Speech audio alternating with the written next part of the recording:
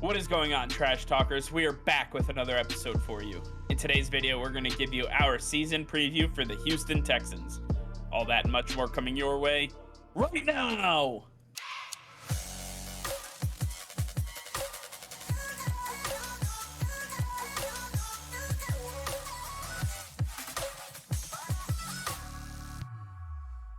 All right, before we get into today's video, be sure to hit that subscribe button and like the video as it will help us out tremendously. So sit back, relax, and enjoy today's video. All right, Nick, with training camps getting underway in the NFL, we have yet another season preview to get to. Today we're going to be talking about the Houston Texans, and if you guys have been following the series, we've been going in order of kind of week by week and taking a look at their schedule. Nick, I want to change it up this week because I think that there's a lot less to talk about game by game and week by week with the Houston Texans. So if you can just show the final season preview that we have, the final record predictions for the Houston Texans here, it's not a pretty sight. They have one win in our predictions, 1-16, not great.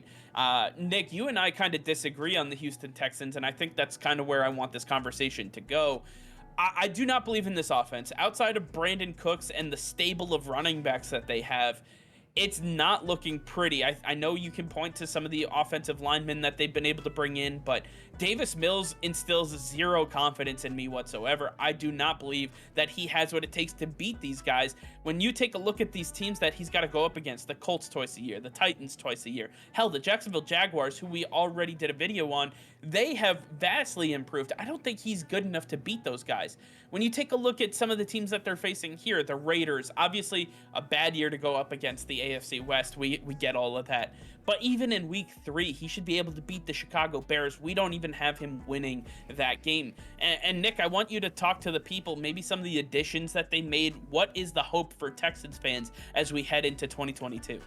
Well, to be honest, I think the future for the Houston Texans is very bright. I think when you look at who they have on paper and what they've recently acquired, they are headed in a great direction. But this is just going to be a bad period of time where they're going to have to just have some trials and tribulations, some ups and downs where they figure it out together. If they're a very young squad, and most likely they'll be spending the next 3 to 4 seasons together, that's going to give them the time to grow up and learn as a team.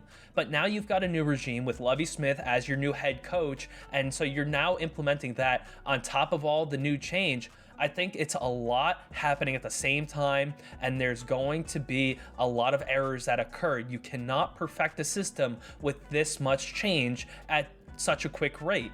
And when you look at some of the offensive weapons, I know I'm a lot higher on Davis Mills than you are, Mike. I believe that Davis Mills performed very well as a rookie last year, and when you compare him to, say, even Trevor Lawrence, he stacks up very well and had very similar results in 6 less games. So Davis Mills has a lot of ability, and he did it with very few weapons. Now he has more weapons. You don't have a tight end, but now you add Marlon Mack into that running back group. The offensive line has improved greatly. I think that run game is going to alleviate some pressure off of him. And now you add John Metchie to Maliek Collins and Brandin Cooks.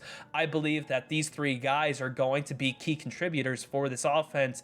In the past game, Davis Mills will have even more success in year 2. He will have the improvement that you look for in a young quarterback. I think that is what Houston Texans need to hold their hat on, that they just improve off of last season, and that's the goal for this season.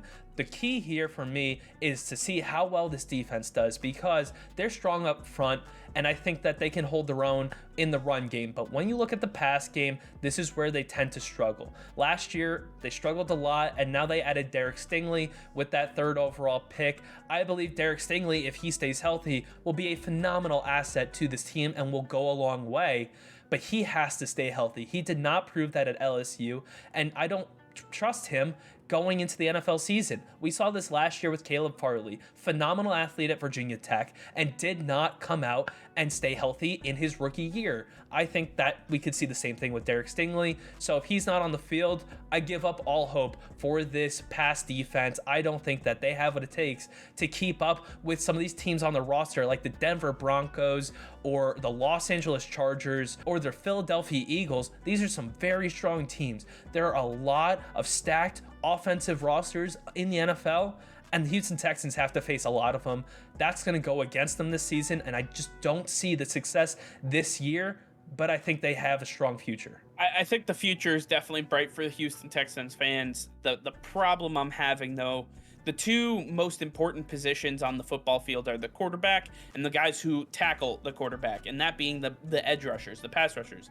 They don't have either one of those, in my opinion. I know we talked about Davis Mills, but the fact of the matter is, I think that there's probably 28 or 29 quarterbacks in the NFL that are better than him right now. And that's not a guy you can go to war with. That's not a guy you can hang your head on as the season progresses and say, this is who I want leading my football team. I think come next year with a 1-16 record, they will obviously have the first overall pick. They have to seriously look at Bryce Young or CJ Stroud as the next heir to the Houston Texans quarterback position. They also need to figure out a way to address pass rushing, because that is a very, very lacking position for them right now. They had an opportunity to go out and sign some key pass rushers. They got Mario Addison and Jerry Hughes in free agency, but that's not enough. Those guys are older. They are not the same players that they were out in Buffalo. It's not Leslie Frazier's defense anymore. And not for anything, Lovie Smith also does not instill any confidence in what I have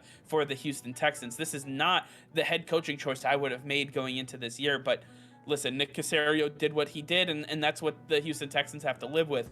Needless to say, I think that the Texans are still trying to figure out a way out of the weeds from the Deshaun Watson debacle that they were left with, and they're still trying to figure this out as a franchise. I feel bad for these players, but they are going to be the tackling dummy for all of these teams in 2022.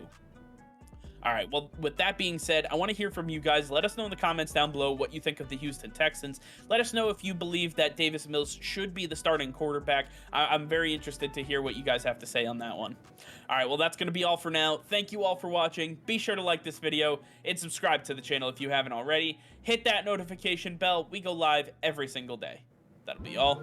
Peace and love.